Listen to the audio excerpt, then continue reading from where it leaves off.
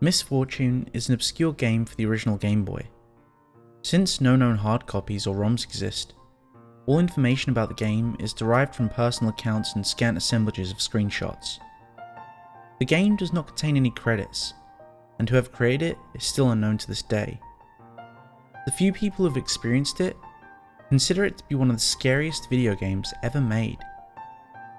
Given its age and its cult following among rare horror game enthusiasts, it's entirely possible that the authors of widely known creepypastas such as Sonic.exe and Lavender Town Syndrome drew inspiration from Misfortune. The player controls what appears to be a young boy in a strange gothic building. After brief exploration, the player is confronted by a malevolent being.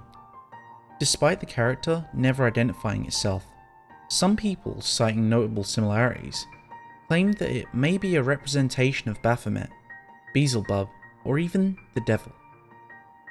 Upon meeting the mysterious creature, a dialogue box will appear, and the text will say, "I exist within the very fabric of reality.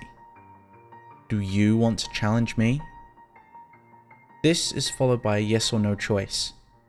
Should the player choose yes, the being replies, "Then let's begin."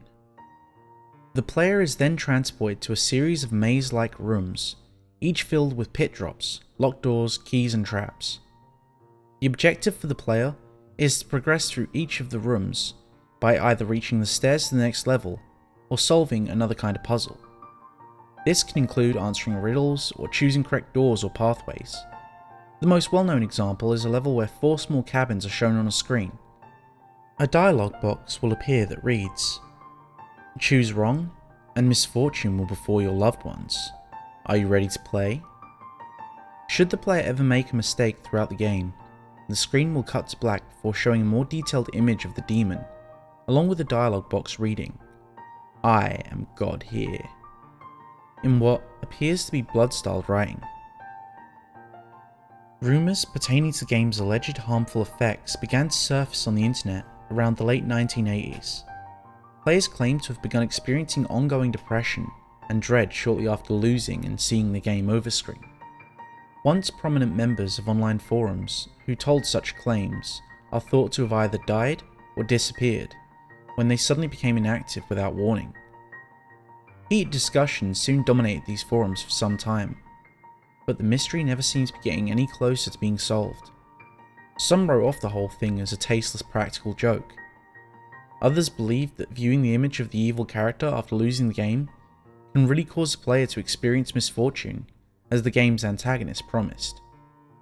Soon, people began to speculate that the eerie soundtrack of the game was the cause. The music in the game consisted of deep, buzzy tones and off-key melodies.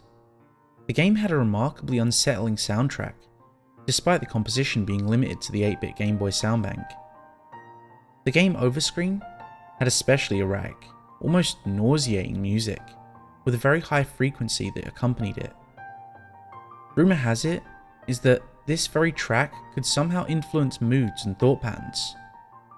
Of all the tracks in the game, only the theme that plays when first meeting the demonic entity can be found on the internet today. Searching for playable ROMs or cartridges online is futile, because none exist. In fact, most of those who have played it hadn't sought it out, but rather stumbled upon it by accident. According to a first-hand account, certain copies of various Game Boy titles could contain Misfortune in its entirety.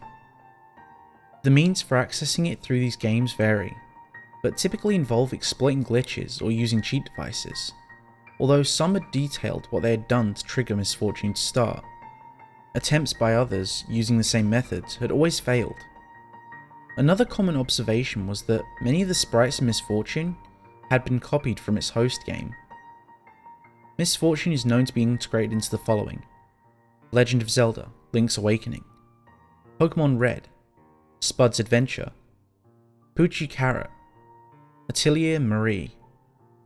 For this section, I'm going to be speaking to you a lot less impartially and a lot more personally. It's important you get this part. Now, is the game really cursed? Does a spectre really bide within and snare the innocent in its game? Who knows? What I do know is that the game definitely exists. I also know what it can do. I've never played it myself, you see, but I knew someone who did. A good friend of mine, actually. We were closer than brothers, and we told each other everything. He was the most enthusiastic, outgoing guy I ever met, and like me, he was really into video games. Sure enough, one day he told me about a spooky new side game hidden in Pokemon. He showed it to me, and even back then it gave me an odd feeling. Though, to be fair, I was always easily scared. Soon after, he started talking less and less. Later, he'd either ignore my calls or tell me he was sick or busy when I invited him out. He became something of a recluse. I did still sometimes get to see him at high school, but he rarely spoke and snapped at me when I'd pried too much over why he was acting that way. About a month later, before he got off the train after school, he said goodbye for the first time in weeks. I'll never forget the look he gave me that day. He was the macho, nothing gets to me type, and he always masked his emotions very well. But now, he had a face filled with grief. He was about to cry. He made me promise him one thing before he left, that I never play that game. That was the last time we spoke. The next morning, they found a scratched and bloody corpse hanging from a disassembled weight machine.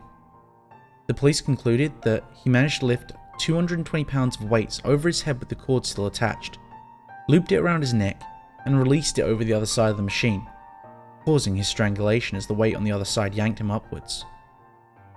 The most horrible detail was that he was found with his hands clutching the inside of his makeshift noose, as if he was trying to tug it loose. That was it. The case was closed. Personally, I don't believe that's what happened. If you're a collector, or perhaps you've just heard the legend and wanted to experience the game yourself, you should reconsider. Even if you deny the existence of demons and curses, the misfortune that will befall you is very real. You've been warned. Thank you for listening to the end. If you enjoyed today's video, don't forget to click that like button, and if you haven't already, make sure to subscribe and tap the bell icon to make sure you never miss a story.